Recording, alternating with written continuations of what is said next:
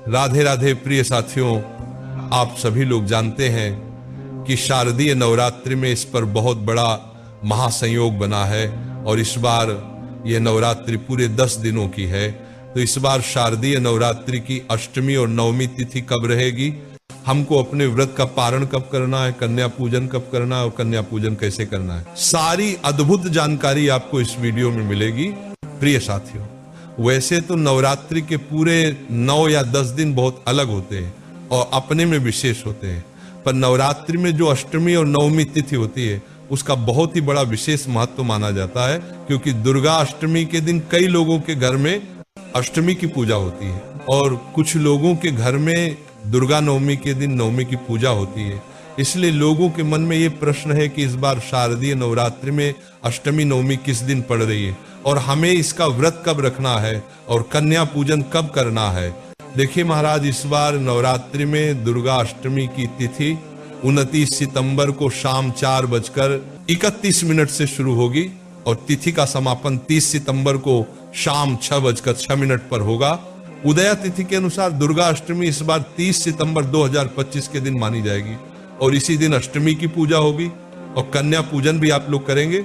देखिए मेरे प्रिय साथियों, ज्यादातर लोग दुर्गा अष्टमी या महाअष्टमी के दिन ही कन्या पूजन करते हैं, तो अगर आप लोग भी इसी दिन कन्या पूजन करने वाले हैं तो कन्या पूजन का शुभ मुहूर्त वैसे तो सुबह से ही शुरू हो जाता है और दोपहर के लगभग 12 या 1 बजे तक चलता है, तो इस बीच में आप कन्या भोजन और पूजन करवा सकते हैं। और अगर आप अष्टमी के व्रत में कन्या पूजन कर कर अपने व्रत को खोलते हैं तो वह सारे कार्य भी आप कर सकते हैं।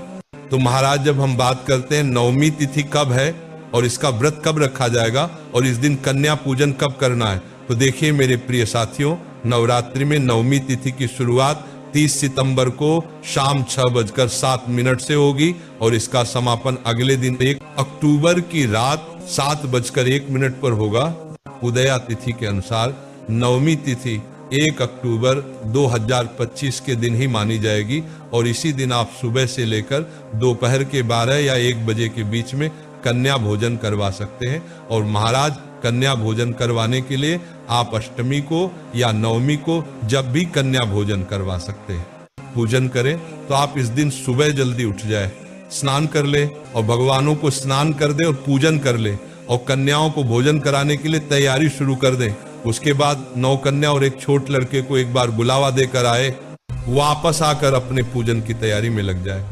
और कन्याओं को तोहफे में देने के लिए भी आप कोई वस्तु बाजार से जरूर लेकर आए जो कन्याओं को पसंद आए। जैसे ही आपकी तैयारी हो जाए, अब ऐसा भाव बनाए कि आपके घर में माता रानी के 9 रूप आने वाले हैं और आप सभी कन्याओं को उनके घर जाकर अपने साथ में लेकर आए, उन्हें अपने घर पर लाकर उनके पैर धुलाएं, उनकी सेवा करें और उनका भोजन करने के लिए बैठा दें।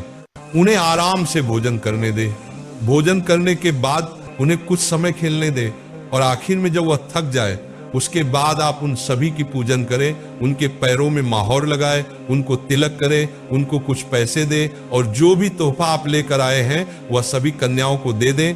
साथ ही में जो छोटा लड़का आप लेकर आएंगे उसकी भी आपको पूजन करना है। और अब आप सभी कन्याओं का पैर छूकर आशीर्वाद ले और अपने घर के सभी सदस्यों से भी बोले कि वह भी सभी कन्याओं से आशीर्वाद लें और छोटे लड़के के भी आप पैर जरूर छुए। महाराज, अब आप सभी कन्याओं को उनके घर तक छोड़कर आए और आपका कन्या पूजन यहाँ पर पूरा हो जाता है। वैसे कन्या पूजन सुबह के समय ही कर लेना चाहिए, पर लेट हो जाए तो दोपहर को 12 बजे से पहले कर ले तो अच्छा है।